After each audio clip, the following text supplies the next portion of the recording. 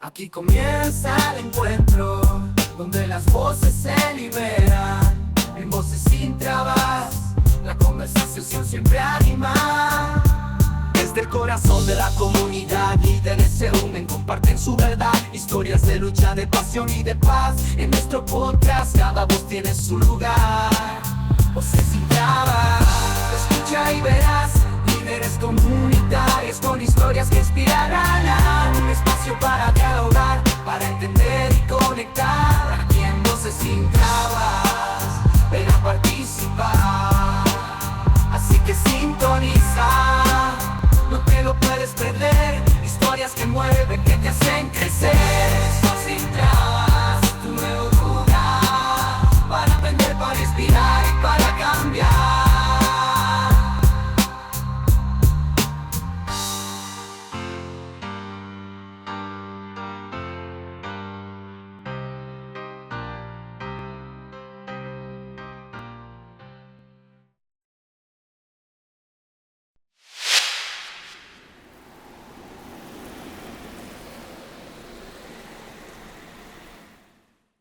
Hola, ¿cómo estás? Bien. El día de hoy acá presentando a mi perri Gustavo. Hola, buenos días.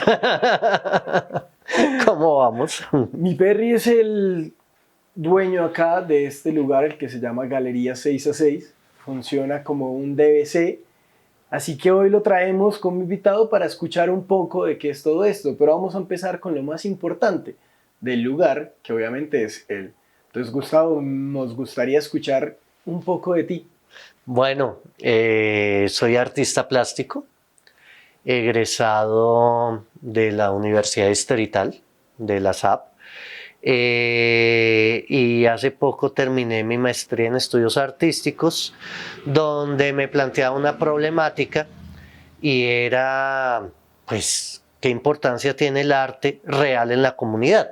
Más allá de ser esas cosas que uno no entiende en el museo, más allá de ser un objeto de estatus, ¿cuál es el desempeño o cuál es el papel que puede jugar mi profesión con la comunidad?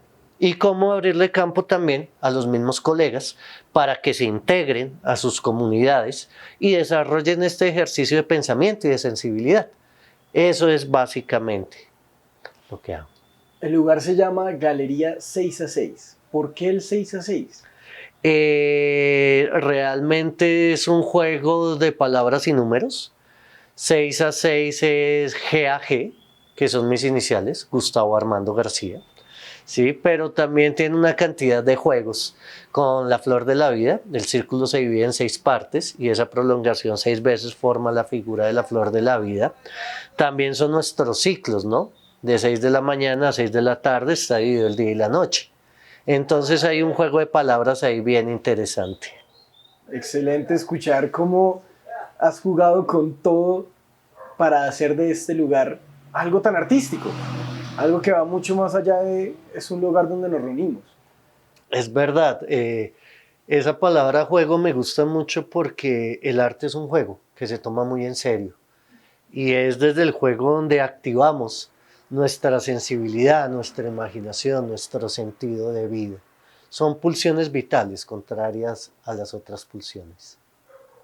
Es genial escuchar cómo dices eso, se escucha que lo trabajas y es algo muy profundo para ti. Me gustaría ahora un poco hablar de esto, del dispositivo base comunitaria. ¿Cómo es que tú ves este lugar trabajando con los demás? Bueno, este lugar intenta rescatar la esencia de lo que eran los cafés. Los cafés eran motores de cultura. En los cafés se iba a hablar, en los cafés se hacía la producción literaria. Cafés como San Mauricio, el Automático, formaron parte del escenario cultural de Bogotá durante mucho tiempo y del país. Entonces acá se le juega un poco distinto, acá no es una relación cliente-dueño, por decirlo así, sino es una relación de personas. En este café se viene a hablar, nos conocemos, se reestructura el tejido social por medio del diálogo y de las actividades y se abre como una alternativa para poder ser y estar con los otros. Entonces es algo muy bonito porque no se ve el signo pesos en la frente, no se ve a la persona por lo que va a consumir, sino que se entiende que la prioridad de esto es el ejercicio cultural y artístico. Y en eso pues creo que es algo significativo, en un momento en que uno vive en conjuntos cerrados y no sabe quién vive al lado, donde ese tejido barrial en los que muchos crecimos ya no existe. Se está desapareciendo y de pronto eso genera otras cosas mucho más graves, ¿no? Entonces, pues este es el trabajo, piénsalo como en un telar del tejido social. Un telar del tejido social, y estás hablando mucho como de las personas y las relaciones mucho más cercanas. Acá los que vienen, ¿consideras a alguien que ya sea amigo, un regular, alguien que sea constante? Sí, hay muchos. Y lo chévere es que se integran a pesar de su edad, a pesar de su profesión, a pesar del lugar donde cohabitan. Y se forma eso. Tenemos, no es por chicanear, pero acá viene Fernando Botero a tomar café, el pintor, ¿no? Y aunque ya se murió, es un homónimo y lo utilicé durante mucho tiempo, cuando Fernando Botero estaba vivo, el otro pintor, para decir, mira, este es un café donde viene Fernando Botero a tomarse un café, ¿lo quieres conocer? Y cuando llegaban, pues se sorprendían, y es una persona muy interesante, viene con su esposa, vienen psicólogos, esto es un imán para los psicólogos, les encanta, y es que siento que todo psicólogo tiene una sensibilidad artística, es una hipótesis que estoy ahí formando. Vienen adultos también y vienen familias. Esto está lleno de juegos de mesa, está lleno de opciones para que se sienta acogida la comunidad barrial, que está hecha por esos componentes. Entonces sí, ya hay unos amigos muy cercanos y ya ellos empiezan a hacer sus propias iniciativas culturales. Entonces ellos empiezan a generar podcasts, ellos empiezan a generar textos. ¿Qué es la idea de esto? La idea no es que yo esté como un director o como un profesor acá diciendo qué hacer, sino que la misma comunidad en ese tejido se den cuenta que pueden y quieren hacer cosas juntos. Acá sabemos que tienes diferentes eventos, depende del día. Hoy, por ejemplo, creo que tienes un aquelarre. Sí. Un aquelarre literario, la palabra aquelarre venía de la Edad Media, significaba reunión de brujas, incluso eso ha dado como malentendidos a veces, pero es porque la literatura tiene una magia especial, ¿no? Entonces es una reunión en torno de la magia. Y en ese aquelarre lo que hacemos es leer, pensar y vivir las palabras, las letras. Entonces la gente comparte, por ejemplo, ese libro que te marcó de niño, por ejemplo, o de cachorrito, bueno, vienes y lo compartes con otros y esa emoción se transmite y eso no genera una charla y eso no genera una discusión y eso no genera una producción. Fuera de eso, la persona que viene al aquelarre, mientras alguien está leyendo, no se queda mirándolo, sino comienza a dibujar. Y el dibujo entonces sirve como conector de la interpretación de eso que se está leyendo. Y tenemos un archivo de esos dibujos. No se necesita ser un dibujante experto, o sea, desde mamarracho 1 para arriba sirve. Pero es muy interesante cómo el dibujo es un conector y una herramienta del pensamiento. Y eso es lo que trabajamos. Los miércoles tenemos la velada filosófica. En la velada filosófica nos reunimos con la comunidad a pensar la filosofía, no como eso que dijeron los grandes pensadores, sino cómo esos pensamientos los podemos articular con nuestro cotidiano, con nuestro vivir. ¿Qué pertinencia tiene eso? Si de verdad vivimos todavía en la caverna de Platón, viviendo imágenes y no la realidad, o si eso no aplica. Ese es el espacio. Los viernes tenemos el cineforo, que es un cineforo revista. Entonces seleccionamos la película, hay una opción de 4 películas, seleccionamos cuál queremos ver, pero el espectador pasa a tener una posición activa, ¿Qué significa eso? Usted no solo ve la película y come palomitas, que es el plan como normal, sino que además escribes lo que te haya generado esa película. Si te aburrió terriblemente, escribes eso. Qué cosa tan harta fue eso, bla, bla. Si te emocionó, lo escribes. Si te deprimió, lo escribes. Pero es entender que el cine es un arte y que tiene una misión más allá de lo comercial. Es una herramienta epistémica, quiere decir, sirve para el conocimiento. Y muchos de nosotros hemos aprendido de las películas algo. Lo que pasa es que no lo escribimos. Entonces, en ese sentido, este dispositivo tiene la tarea de hacer producción cultural local.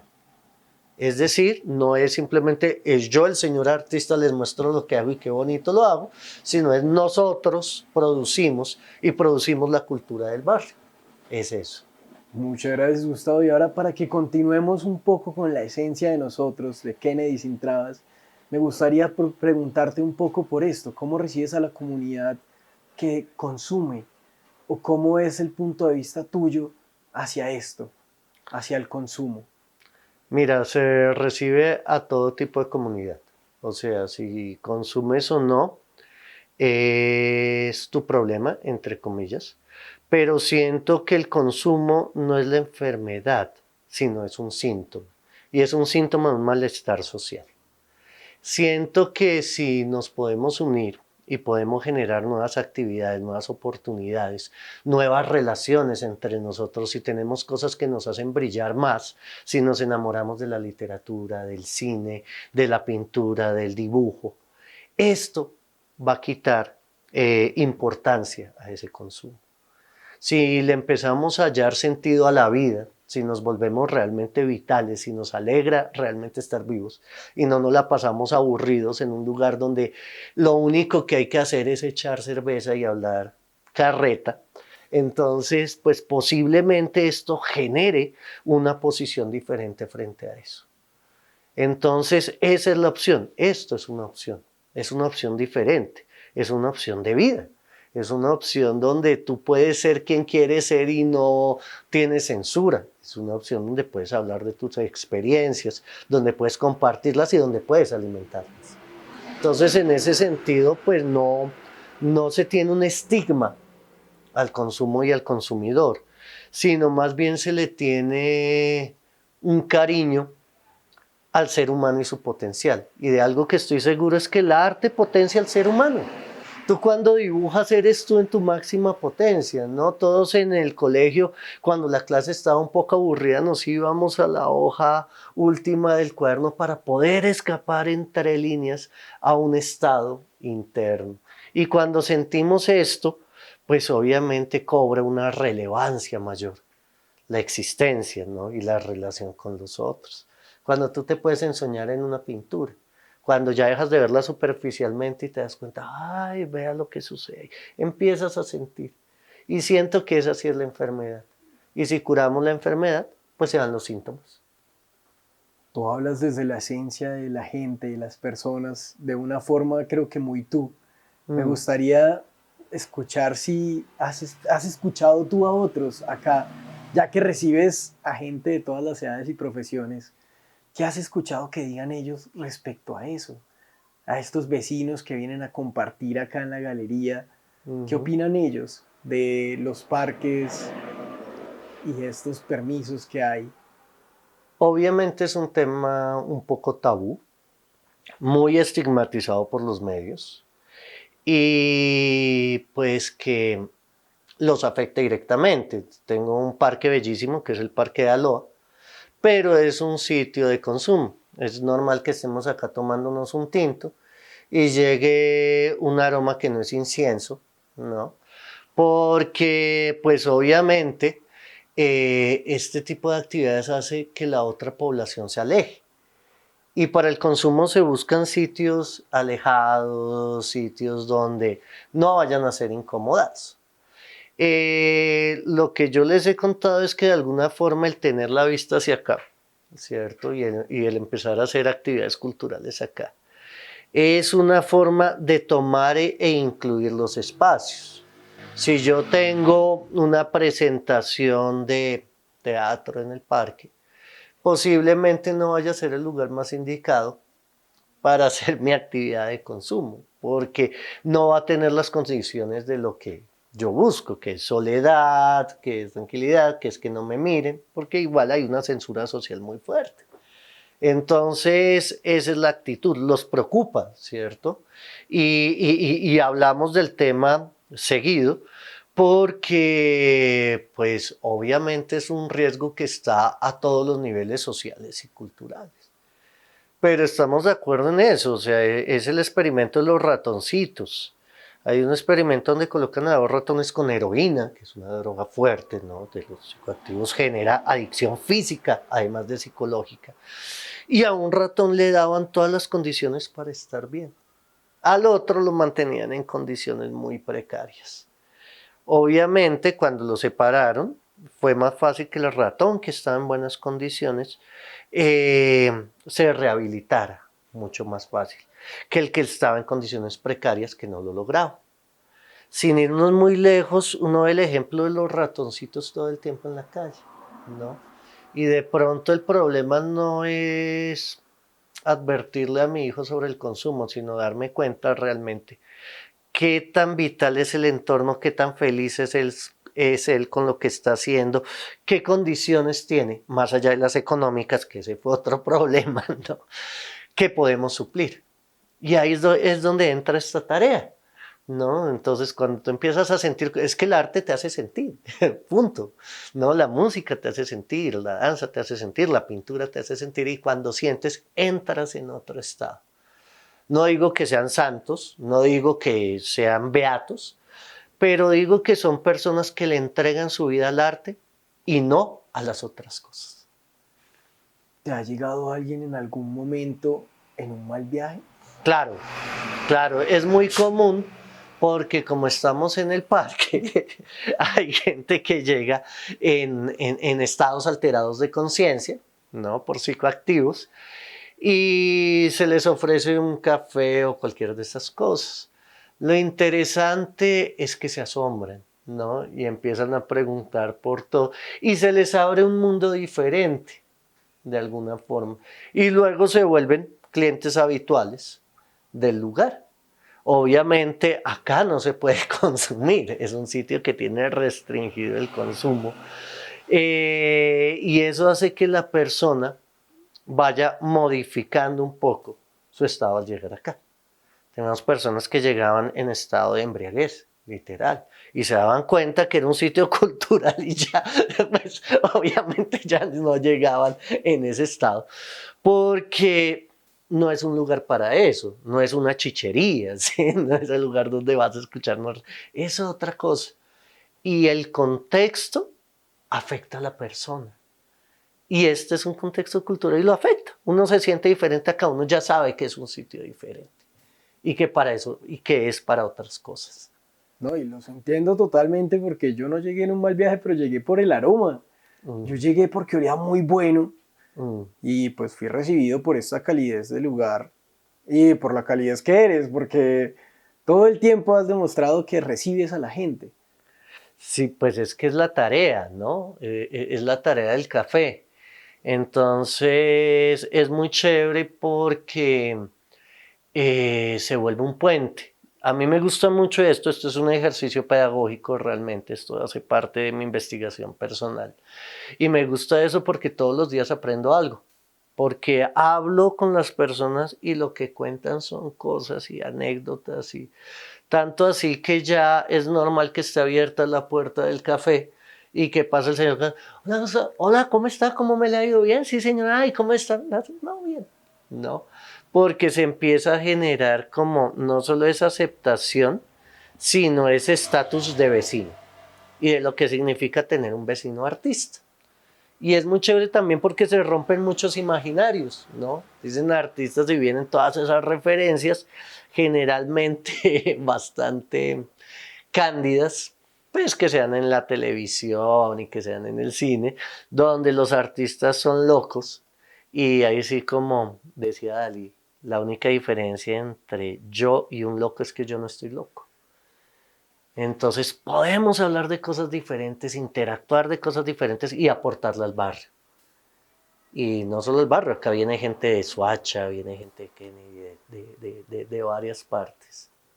No, y nos hemos dado cuenta, porque mientras hablábamos también con gente afuera o hemos conocido gente por fuera del lugar, tienen como referencia a Gustavo. Hablan de Gustavo y ahora pues podemos decir que es el loquito de este lugar que recibe a la gente con un café. Y nos pone a todos a animarse, a escuchar películas, a escribir al respecto de lo que vemos, leer o simplemente una conversación de filosofía contigo. Sí, es eso. Y no solo conmigo, es un nodo. Esto tiene un concepto muy bonito que se llama rizoma. Y es una estructura donde no hay jerarquías. Entonces, simplemente el interactuar entre nosotros nos fortalece a todos. Y la anécdota del señor de 72 años pintor, Fernando Botero, es tan valiosa como la anécdota de Julián, de veintitantos años, que enseña inglés acá y que le encanta la literatura y la fotografía y que está haciendo el podcast. Entonces ese tejido es lo que le da sentido al café. Esto sin la gente no es nada, ¿no? Es un espacio que no tiene sentido. Es el público el que lo llena y es la gente lo que hace que esto tenga algún impacto, algún significado. Ni siquiera soy yo soy el de los tintos. Es toda la dinámica que hay alrededor de eso. Julián es un ejemplo de estos otros grupos que se acercan al lugar a trabajar, ¿cierto? Porque Julián pertenece a un grupo también que explora por fuera de este lugar y es pedagógico, ¿no? Sí. Él pertenece a los Boy Scouts, sí. Y este es un sitio donde él comenzó a venir con la mamá. Al principio le daba un poco de miedo el lugar, por lo que está descontextualizado. Es un lugar totalmente descontextualizado. Pero poco a poco fue trayendo también a su comunidad. Y nos dimos cuenta que comunidad significa común unidad. Todos tenemos algo en común. Seamos viejos, jóvenes, boy scout, cristianos, no cristianos, lo que sea. Todos tenemos algo en común. Y es un lugar para encontrarnos en común. Y de pronto en común encontrar soluciones. Gustavo, eso suena maravilloso, sobre todo porque hay algo que comparto en común con todos los demás. Y es que al parecer nos recibes a cualquiera, incluido a nosotros, los perros. Total. Y es un lugar que visita todo el tiempo los perros. Son bienvenidos, es pet friendly. Incluso tengo tarritos ahí para el agua. Y no sé, debe ser las plantas o debe ser la energía del lugar, pero les encanta venir. Les creo totalmente porque yo llegué por el olor y me quedé por ti. Este es un lugar que nos recibe muy bien a todos. Entonces, Gustavo, muchas gracias. Ha sido un placer hablar contigo. Este lugar es maravilloso, los olores, escucharte y todo lo que podemos ver también. Esto está lleno de arte por donde voltees a ver. Entonces, muchas gracias por estar con nosotros. No, a su merced, muchas gracias y bienvenidos cuando quieran. Gracias, Gustavo.